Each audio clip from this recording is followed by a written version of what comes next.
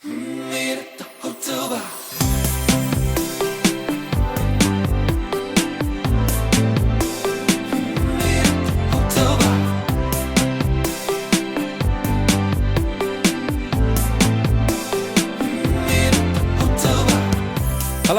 Good afternoon. Hi there, and welcome to Meet at the Hotel Bar. We are JC, Freddie and Huss from the band Flaws, a three-piece indie pop band from London via Huddersfield. So since we started touring with Flaws, travelling the world, and during our previous lives as session musicians, we realised that there are so many funny things that happen on and off stage, and so many stories that never get shared with the rest of the world. They just stay in the dressing room and tour buses of the bands and artists you love. Until now. In this podcast, we're lifting the lid on life on the road. And we're better to meet up and tell those touring tales than a place every touring musician knows well, the trusty hotel bar. Today we have rendezvoused with the amazing Woody from Bastille in Bournemouth on day one of their world tour in promotion of their fourth studio album, Give Me the Future. Bastille are one of the biggest bands out there. They've won Brit Awards, had #1 albums, headline festivals, sold out arenas across the world, and as you'll soon find out, are famously some of the nicest guys on the touring circuit. Absolutely. Yeah, Woody was such a dude. He even invited us down to the show after the podcast, which was sick. Yeah, such a great live band. Also, before we start, we should just mention the podcast machine decided to be a diva and didn't record the very first moments. Great start. Where Woody ordered a Bucks Fizz for us all. This is Woody from Bastille coming up on Meet at the Hotel Bar. You bought a few bottles, what, pre-mixed? Yeah, Bucks Fizz. Yeah, you can get them. You can get them pre-mixed. There are other brands available, but M&S do a banging Bucks Oh, Fizz. really? I've always been a mix yourself guy. What a way to start. Cheers, everybody. Cheers. Cheers. So, welcome to Woody. Hi. Thanks for coming down. So tonight is day one of the UK tour with Yes. Bastille that takes you on to arenas across Europe and then States and then festival season. First question, what's your favourite city in the world to play in? Ooh. Well, Plymouth, which is my hometown, I always end up staggering out of there by the end of it. Yeah, understandable. That's always fun. And yeah, I guess when we first did the pavilions, which we're doing again on this tour, that was a big sort of bucket list item ticked off because that's where I grew up seeing like bands I loved when I was younger, like Muse and whatever. Yeah. But if you're gonna go abroad, I mean, Berlin is just my favourite city on earth. Yeah. Anyway, Yeah. It's just such a vibe.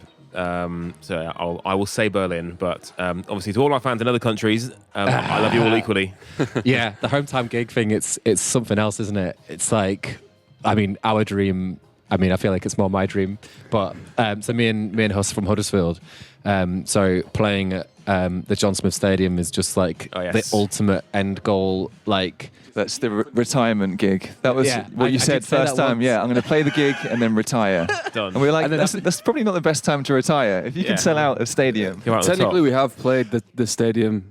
technically we did, but there was no one there. Right. We filmed an advert for their kit launch last season in the stadium, and JC is now retired. He played the stadium. It's done it. Well, the thing is, like, so I've like my hometown club, Plymouth Argyle. Like, I'm quite close with some of the people there, and like they have talked about, do you guys want to do a gig down there? And, like, we'd absolutely love to, but there's like 3 or 4 weeks in the calendar year they can do it, where obviously because the pitch needs to be in a good state to play on, for the actual real job of the stadium for football. And that's always in the middle of festival season. Yeah. So it's never lined up yet. Yeah, I think Little Mix played at the John Smith Stadium last year. Yeah. And they like ripped up the whole pitch, and there was like a load of like, I remember seeing like on Twitter like everyone like complaining and all these like Little Mix ruining this, Little ruining that. So we shout need out to the groundsman. Oh yeah, the groundsman. Yeah. Thank you for We just sorting me out. basically need to make sure that we don't rip up the pitch afterwards, otherwise like our reputation will just go down. That's true. I also like the idea of that it's actually Little Mix themselves doing it. Yeah. Just ragging the pitch. High heels Intentionally wearing the heels. Yeah, right. And so with all of these arena shows you've got lined up, do you feel like you're at a point now where it feels normal? Does it ever feel like just part of a day job, or does it always feel like... It's a funny one, that. So, hands up, before COVID, probably got to a point where we sort of took it for granted a little bit that it's always going to be there. I mean, like touring and like music in general. Yeah. Because, I mean, pretty much since we started, since the first album came out, 2013, and even before that, we've just been non-stop pretty much. Even on like off years, we've still done festivals and we've still done this, that and the other, and always been doing something. And then when it just sort of stopped, it was like, oh my god! Then you actually get a real bit of perspective as to what it all means. And then doing our first gigs coming back last summer, like Latitude, that sort of thing. It's like, I never thought I'd be so pleased to see like Harris fencing and a Portaloo and a fly-by-night truck. Feel like, home again. I missed you guys. But yeah, like doing arenas and stuff. It's funny because obviously we've been doing this for quite a while now, and like there's quite a few new songs going on this tour, so we don't have like that sort of muscle memory to fall back on. Whereas like Pompeii, I can pretty much play in my sleep now. But yeah, when you get to this sort of level, it's like and obviously we're trying to make it like a show, so there's a lot more video elements and lighting, and it's like a lot more, I wouldn't say theatrical, but yeah, it's a show rather than just like turn up, plug in, bash out some songs. So yeah, there's like a whole lot more moving parts to kind of deal with. So I guess in those things happening around you, there's like enough distractions where you're kind of stressing about it too much. But Yeah, I mean, totally. You guys have played big rooms and stuff before, but I find in bigger rooms there's such a like audiences are so much further away and go so much further back. It's kind of like there's a bit of a disconnect almost. It feels like otherworldly. Yeah, I've always Whereas, thought, because we used to do a few of those, So Far Sounds gigs where, yeah, we have to. and there's someone sat like literally a meter away from you, staring on at your you, foot, like, and they are literally. so much more intimidating to me than, you said, bigger shows where When you see the whites of crowd their become eyes. a wall. Yeah. Totally. And what about it being like the first night of the tour? That's always a bit of a tense gig, isn't it? It is, yeah. I mean, You feel we rolled out production rehearsals last night at like midnight, and like straight down here. So, and there's still a few things being worked on now, but I guess like the things that again ironed out now are like small details for us.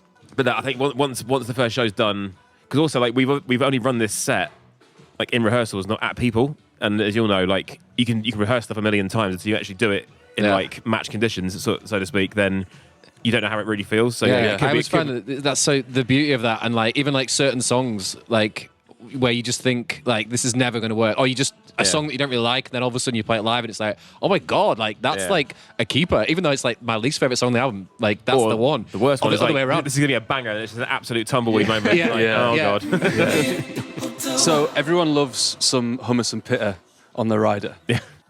What is the most diva-ish item on your rider? I wouldn't say diva-ish. I don't know, maybe it is. I can't remember who we nicked it off. We've done it since the first album tour. We asked for a framed picture of at least one member of the band in bed with someone famous. And we've had some belters. There's been me and Liberace, me and the Queen. That's so cool. Yeah, all Have manner you got of stuff. those pictures on your wall at home? They should be like in the Hall of Fame, but Yeah, I'm trying to. you might have seen one when you were out with us. Yeah, literally. So I used to play for anyone listening. I used to play for an artist called Ella Rare, and it was like I think 2014. It's Bad Blood Tour, yeah. So around that time, So I was playing keys for her, and we supported Bastille on the US tour. So that hence the connection. But yeah, I vaguely remember that like a framed. Was it a framed thing? Always framed, yeah. That's so cool. But it's nice because then on some shows, like you can see the promoter rep has just gone out and like I've got some serious Photoshop skills to flex, and clearly had too much fun with it. But apart from that, it's pretty standard, really. Oh, a bottle of Buckfast as well. Nice. Yeah, there we go. Keeping Sorry? it classy. A Buckfast. You never heard of Buckfast? Is it a Scottish thing? Yeah. No, it's drunk mainly In in Scotland, Scotland, Northern Ireland, but it's actually made in Devon. Oh, is it? About Oh, 10 okay. miles from where I grew up. Yeah. We should be drinking that now, Can surely. you guys enlighten me and other listeners that don't know what it is? What is it? A spirit? It's a fortified tonic wine, Okay. about 15%. I believe has about 3 or 4 times the caffeine of Red Bull as well. Wow. So it's Shout out Red Bull. a little Shout out Red Bull. It's a lot of caffeine. For me, like after or drinking on a night out, caffeine is the last thing I want. We have it as a little sort of jet lag antidote. And I bet it sorts the jet lag right Yeah, out. just a little bit. You don't want too much of it. So yeah, we encourage drinking responsibly, obviously. Yeah. Drink Buckfast responsibly. Yeah. So yeah, we know. Well, I know like firsthand that you guys and everyone else in Bastille are probably one of the kindest, most welcoming bands out there. Thanks, mate. No, I actually think that, and I feel like I've had so many conversations with other people, and they've said the same thing, and I'm just like, literally, Bastille are the loveliest guys. Apart from the picture thing, that's a pain in the ass. Yeah, But the question is, have you ever had any beef with any other artists? Like, have you ever had any Twitter beef or any like, you know, this is the beef section. We had fake beef. Vegetarian beef. With old Corn beef. bacon, yeah. No, with Alt J, because they have obviously we had the triangle thing in our name, in our logo, and they also have obviously Alt J is how you do a triangle on a computer. I didn't know that. Is that why they're called Alt J? Yeah. Mind blown. Where's the Just press one. yeah. So yeah, this is like ages ago now. So we were at a festival, probably the most pleasing festival name to say in the world, a festival in Hong Kong called Clockenflap. Oh wow. Wow. Yeah. One more time, please. Clockenflap Nice. festival, yeah. It's even better than Puckle Pop. I know, yeah. And What is going on? so yeah, they were on the same lineup as us, and basically, like Dan and Gus from Alt J were stood next to each other, having like a fake Twitter beef. Oh, and then, okay. And then like Leanne Lahavas jumped in, like, guys, what the fuck's going on? This is. But I don't know. Yeah, we don't really. I mean, we kind of keep our heads down. Yeah. Other than that, yeah, I don't know. It's not hard to be nice, really. I always find the more successful people are, like, and like if you meet some like mega stars or whatever, it's like they're generally quite down to earth. They haven't got any ego or like things to sort of prove. It's always the ones that are on the way up trying to make a lot of noise. Tend to have like a lot of ego and things to say, and but yeah, I mean, we don't really play that game. Yeah. No. Good. Absolutely. So one of the things we love about live gigs is that not everything always goes to plan. What's the worst thing that's happened to you whilst on tour? I'll tell you the worst thing on stage. Yeah. The first time we ever played on like live TV was Isle of Wight Festival 2013. So we're on the main stage on Sky, and we like many bands, we do all of our monitoring on stage just on in-ears. Like, there's no amps, there's no like wedges. It's all like on belt packs and headphones, and which I'd recommend for anyone because that will save your hearing. Yep. So the Maccabees were on after us. And someone mistakenly gave the Maccabees the exact same frequencies that we were using at the time. And we learned the hard way, mid-song, that if you have two devices trying to use the same frequencies simultaneously, they just cancel each other out. So we were mid-song, and we all went deaf the second they turned their gear on. And we were like... So you lost all track, lost couldn't all hear sound, each other everything. on stage. Thankfully, Ben, our monitor guy, knew exactly what it was, and basically did a sort of Superman dive around the back and just like yanked all their cables out. So what was essentially 8 seconds felt like 8 years. I bet. Wow. But I felt my world just drop out from underneath me, and it's like, oh, we're on live TV, and this is going to be. And it's one of those Wow. things you don't know how bad or if you survived it until afterwards when you watch Yeah. it back. Did you notice it? Did you manage to watch it Well, back? yeah. So yeah, I mean, we were drifting a tiny bit. Okay. But I guess, I mean, there's like, I was still playing live drums on stage, so that Yeah. people had something to kind of cling to. Yeah. But God, that was grim. Have you ever had the thing where like you're like on stage and you can hear, because you've obviously got your in-ears and like you're going for it, and then all of a sudden you notice that the crowd are like Yeah, a couple of questioning, times, yeah. and that like that all of like the front of house is like being like switched off, and We you're had- just like unbeknowingly like going for it. We had that at a festival in Portugal. There was a power cut or something at front of house. We're literally halfway through Pompeii, like end of our set. It's like literally about to ride off into the sunset, and we're like having it, and they was just like looking around. Like, what's going on? well, they're having a good time. yeah. It's just us lot going absolutely ham on stage. But That happened to me. I did a show. I used to play drums for a girl called Chelsea Grimes, and we did a show in Liverpool. And we were on the main stage. The Saturdays had just played, and the guy we'd set up, done line check or whatever, and then the guy at front of house was like, thumbs up. So I started the show, and this is like this big intro, and I'm obviously playing the drums super loud. Everyone on stage is like digging it. And like you said, looked out into the crowd, and no one is even looking at the stage. Have they started? What are they doing? The guy on the front of house was giving the thumbs up to the guy that was meant to be playing the advert. So there was like adverts playing out the front of house, Oh, no. and the West doing the intro. And yeah, Chelsea ran on stage, and her mic wasn't even on, and it was a disaster. Good times. Some of our favourite tour stories and memories have been on our days off, travel days, or stuck in the middle of nowhere, when you realise that Oktoberfest is a 15-minute walk away from your hotel in Munich. Is there any day off that comes to mind as the greatest travel day off you've had? Oh, that's a good one, that. One of my favourite ones. So one of our tour managers, he's not out with us at the minute, Eric Alighty, shout out, much love. So we're in America. We had a couple of days off, and like she's amazing at kind of basically booking in things for us to do. So yeah, we were based out of LA for like a few days, and she's like, right, got these 2 days off. Like, we're all going out in the desert. So not it's like Airbnb in Palm Springs, and basically she's like, there's mad stuff out here to see. So went to this place called the Integratron, which is it looks like it's actually in the middle of the desert. There's nothing around it. It's just this acoustically. It looks like a wooden spaceship, like a UFO. It's this acoustically perfect room where they do like sound baths. So you know, if you like lick your finger and run it around a wine glass and it sort of hums a bit. Okay, yeah. Oh yeah. Imagine that, but with these giant bowls. So everyone's just lying down, and it's like this guy talks you through like, we're going to take you to the fourth dimension and all that sort of stuff. And it's just like, and everyone's going to kind of like just try and relax and stuff. Dick, our tour manager, fell asleep and just started snoring, which in an acoustically perfect room is really, really loud. We did that, and there's this place called, again, this is on the same trip. There's a place called Salvation Mountain where this guy who's like massively God-fearing basically built this mountain out of just like slag and rubble and all that sort of stuff, and just covered it in paint and Bible verses. It looks like a set from Mad Max. Okay. There's like decorated cars upside down and that sort of thing. And it's just there in the middle of nowhere. I've seen pictures of that. It's wicked. I'm sure it's in like a bunch of films as well. It must it's such a good location. It must be used all the time, you'd think. And then there's also on the same trip, the International Banana Museum, where it's just a Banana? shack. Yep. Wow. In the middle of nowhere. And it's just every bit of banana merchandise and memorabilia you can imagine. Just now we're talking. It's crazy. And we walk in, this guy was like, so, do y'all like bananas? I'm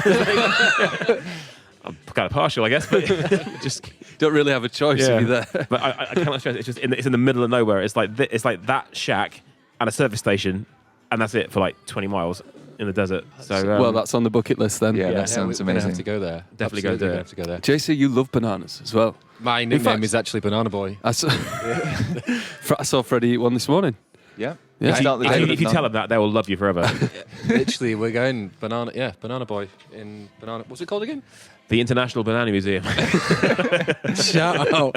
We'll tag him. What is the best advice that you've been given? And if you could relay that piece of advice to any up-and-coming bands, artists and musicians, what would it be? I would say practice what you're bad at, not what you're good at. Everyone Oh, gets that's very, good. Everyone, it's very, because if you're good at a few things, it's like you get a bit of a sort of pat on the back. Like, I play this, I sound class, but there's bits of you playing that are just absolutely horrific that need work. Yeah. Good, I like that. maybe work on that. That's good. Obviously have fun with it as well. Yeah, it is meant to be fun. I would say, especially in the sort of like rock pop world that we all exist in, you've just got to play for the song, not for yourself. I think some people just chop in all over everything, and it's like, this sounds rubbish. Like, people down the front, if they can't dance to it or jump to it or whatever, like feel something from it, then you're doing it wrong. Yeah. And then as a band, I think you just cannot play enough gigs. Just you should be out as much as possible. Like, but obviously without having a sort of detrimental effect of like if you were just around too much. But like for instance, mentioning that Isle of Wight story where everything dropped out. Yeah. We were basically running off muscle memory for those few seconds. We were flying blind. Yeah. So just being it's in those instances that you're really grateful for having played the songs 1,000 times. Yeah. It's so well drilled. Yeah. And same goes for like we did SNL back in 2014. Oh, sick. And that was like, again, proper live TV. That's about as nervy as it gets. And I remember half of it. I think I was just on autopilot. Like, my hands just went when they're supposed to go, and it just all came out, and it was fine. Yeah, But- you got to trust, haven't you? Yeah, but yeah, if you're like undercooked, then that's when you get really exposed. So, and also, it's not hard to be nice. As I said earlier on, just don't be a dickhead. Yeah. You never know who you're going to bump back into as well from Oh, mate, this happens all the time. There are people who are like starting out as like showrunners or just whatever, who we now come across now who are like sort of like mid-level at like venue stuff and that sort of thing. And also, like, if you're on your way down, if you've been nice to people on the way up, they'll probably help you out. Whereas if you've been a dickhead, Totally. people aren't going to want to know. on your own. No. Yeah. And what about advice to yourself? If you were able to speak to the 13-year-old Woody, anything you'd say? Student loans are not free money. What else? I wish I had gotten into the whole songwriting thing way, way, way earlier. It's just like, as I'm sure you guys will know, it's like the more you do it, the better you get at it, and you just got to accept when you first start, it's gonna be horrific. Yeah. But so that's one of the things that kind of came out of the pandemic is me and my friend Matt Wills, who also supported us back in the day, we've now got a sort of like a co-writing production partnership going, which had it not been for COVID, I wouldn't have started. But now, yeah, we now work together with the artists like every week, and I absolutely love it. I wish I'd done it 10 years sooner, but obviously I guess time and place and whatever, and I was a fraction busy with the band as well, so it probably wouldn't have lined up, but I'm glad I found it now. That's wicked. Yeah, I think lockdown was such a good time to train yourself in a new aspect of music, wasn't it? So yeah, still on touring. Do you have any touring hacks or top tips? Oh, yes. Always have in your backpack or hand luggage enough toiletries and change of clothes to get you through the next day, because at some point an airline is going to lose your bag. Oh, nice. It's only a matter of time. Yeah. That's never happened to me yet, touch wood. Oh, mate, it's happened to me 4 times. Really? Oh, yeah. Do you know what happened? Recently I was on a flight and we got those Apple iTag things. Yeah. We like slipped them one in each bag, and we were literally on the runway, and I was like, oh, I wonder where my bag is, and then like Morocco. They took out my thing, and like we were like on the runway, and it was saying that my bag was like 400 meters like east. You know, it comes up with a little thing, and you're up. And I was like, yeah, my bag's not on the. I was like freaking out. Like it was like, what is going on? And then like the announcement, like literally we're talking like 10 seconds later, the announcement came over and they were like, I'm sorry, we've just realised that some of the bags haven't been loaded on. So yeah, we're gonna have to wait, and we'll be delayed a little bit. Yeah, we doubled I was like, I knew that like 10 seconds ago, and I was like, yeah, I thought it was pretty fun. But yeah, so I'd say get one of the little iTags, they're good. Okay. Well, also, I'm not sure everyone knows, but if airlines do lose your luggage and like say you need your things for work or stuff, you can rinse them. I think there's like a sort of $800 budget they'll give you. So it's like you can just go wild, go shopping, and then it's all on the airline. Gucci suit. Oh, yes. Yeah. Push the boat out. But Nice. yes, definitely have like the next day's like backup clothes on you and toiletries. Sounds like a good idea. What is the craziest thing a fan has ever given you? Present-wise. Have you got an inspiring fan story? Yeah. Well, it's kind of bleak but heartwarming at the same time in terms of, I guess it's more on what music means to people in general, because like when it's just, let's say like if the song exists like just on your hard drive or only your team's heard it, it's very much yours. But then when it goes out into the world, then songs become like the soundtrack to people's like holidays, breakups, weddings, whatever, or like a certain period of their life. And then I remember we met this one girl in San Francisco a few years ago, and she said that her younger sister, I think this girl was maybe like 14, her younger sister's 12, she was in a mental institution for a while, and as part of her treatment, she couldn't contact anyone. And just, I don't know the ins and outs of it, but the one thing they did was like every night, 8 o'clock, I'm going to push play on Bad Blood, our album. So it's like we know we're doing something together at the same time. So it's like, oh wow, that's like hit you like a hammer. But it's like you don't realise when you're just kind of like knocking out songs, like what some of them can mean to people at the time. But so that was kind of heartwarming as it is like heartbreaking at the same time. Yeah, that's lovely. Yeah, I mean the whole goal of music, bring people together, and exactly. That's why we do it. Worthwhile, and like all of the stressful days, and exactly. When you hear stories like, oh, okay, that's why I'm doing it. Like, Okay, bonus question. So this question does come with a quick disclaimer that it's entirely fictional, and any link to myself or any personal situation with Huddersfield Town this season is completely sheer coincidence. Picture the scene. We know that you're a big Plymouth Argyle fan. Cut me in half, I bleed green. Yes.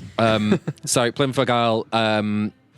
Imagine that they're sitting in the playoff positions, so they are at the moment. But imagine they're in the playoff position. I know what this is going to be now. Go on. Imagine they're going up into the Premier League, and there's 7 games to go. But you realise that you've overlooked the potential of the team at the start of the season, and you've foolishly booked your honeymoon on the same day as the playoff final.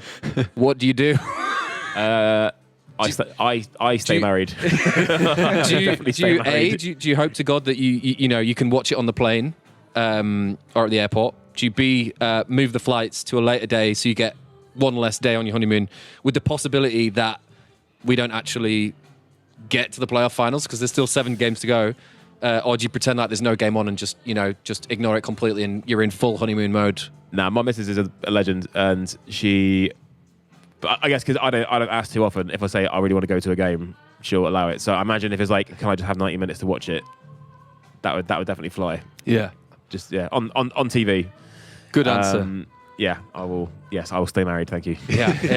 I've just realised the disclaimer as well. Is that where It's actually happening. he's actually? Yeah. I need to figure it out. Were you asking Woody for advice then? Yeah, pretty much. Yeah, I'd take Woody's advice. Yeah. Oh, no. shit. Sorry, that only just clicked for me as well. Yeah, we're not. I mean, we've got to get through playoffs, and then we've got to get through, the semis, and then so there's a lot of things to go before we get to that. The wedding, obviously, and then the honeymoon. Exactly. Got to get to the wedding first. Good luck, Nash. Yeah. Yeah, I know. Yeah. Okay, quick fire round. So this round is basically it's the first thing that comes to mind. So it can either be a word, or if there's a funny story, or you know, it can, or literally just one word. That's fine. When we say the 14th of July, you say Dan's birthday. Oh, is it? Yeah, that's what we call Bastille. There we go. Another great story. See, I was doing a bit of research, and I was like, I'm sure there's a Bastille Day, and then I was like, it's the 14th of July, but I didn't know it was Dan's birthday, and that all makes sense. A lot of sense. So now we know when. J. Yeah, Alt we're J just and learning Bastille. so much here. Educational. I The number of times we get asked, like, so like, do you guys see yourselves as like revolutionaries and that sort of thing? Like, that's just like a reminder for Dan's birthday, so he gets presents. Oh, that's clever. When we say Plymouth Argyle, The greens are going up. Okay, when we say Will Smith. all the Smiths. Meme. Honestly, literally. I mean, Nice. this podcast's not coming out for a while yet, so this is going to be entirely. That meme is going to be burned out way before Yeah. that, probably. There'll be plenty more. When we say Virgin Records, Our former label. Oh, was it your former label? Oh, okay. Well, it's same label, but they change the name constantly. It was Virgin EMI, now it's back to EMI. Oh, okay.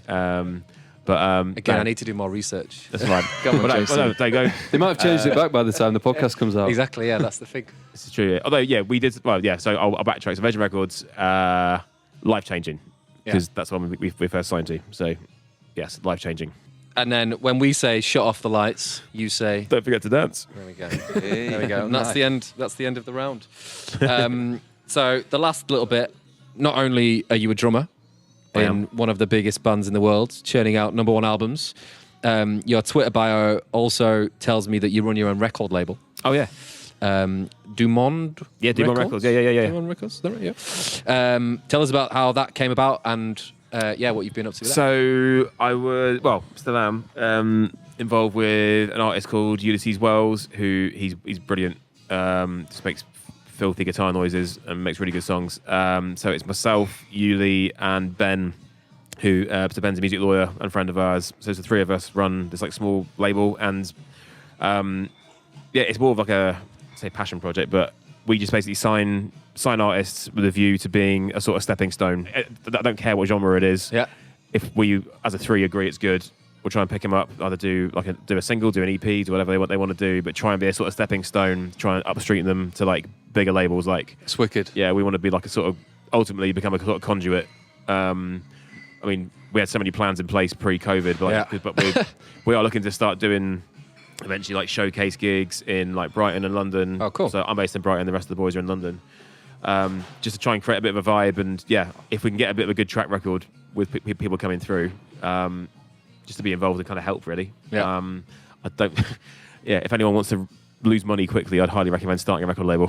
So, Yeah, people don't realize like all the like what goes on and like how, all the different elements and how expensive it could possibly be. yeah, but I mean, ultimately, if it does what it's supposed to, then it'll be like a real fun thing to kind of keep doing on the side, and just kind of keep our sort of hand in with like what's new and coming through, and also similarly with writing with Matt, as I mentioned earlier, it's like. That keeps us very much ear to the ground and what's coming through. Yeah. So yeah, it's just quite fun. Sweet, awesome. Wicked. Well, is there anything else that you want to add? Anything else that you want to add before we round things up? If anyone wants to come to our European dates, go to bastille.com for tickets. We have bastille.com because some joker bought bastille.com and tried to sell it to us for €250,000. Joking. wow. That's ridiculous. Where it turns out for like 12 quid, you can just get bastille.com instead. Which is cool. It's better. We did a thing on Twitter. We wanted like the handle just Flaws, Yeah. and there was this woman called like Fianala Laws, and we like sent her a message, just a DM. She hadn't tweeted since like 2012 or something, and we sent her a DM being like, "Oh hi, would we be able to we're a your band. handle, please. Can we have your handle? And then she she was really cool with it, and she was like, oh, absolutely. And I was like, if you ever want to come to a show, come to a show. And she changed the handle to something else, and then we claimed it. Absolute I was like, legend, what? so Shout if you know. free tickets Absolute forever. legend. So that's why we have the handle Flaws, and it's not like a Flaws. official or whatever it is. What an absolute legend. Yeah. Sorry, shout out Fianola. Anyway, thank you so much for joining us. Thanks for having me. We hope the show goes well tonight. Yeah, best of luck. for the rest of the tour, and keep being amazing, and thank you. Greens are going Thanks, up. man. The greens are going up. A huge thanks to Woody and the band for being part of the podcast, to 1812 Hotel Bar at the Royal Exeter Hotel in Bournemouth for putting up with us. And for the not so cheap round of Bucks Fizz. Also, we couldn't do this podcast without you guys listening. So a huge thanks to you for being part of the Flaws family. And if you do like what you hear and you haven't already, please make sure you like, comment, subscribe. It really does make a massive difference for us, especially as we are just starting out. Join us next time, where we will be chatting to Ella Eyre. Expect tales of cursed tour nightmares, tour bus crashes in Ireland, and why Laser Quest is the best day off activity of them all. Only on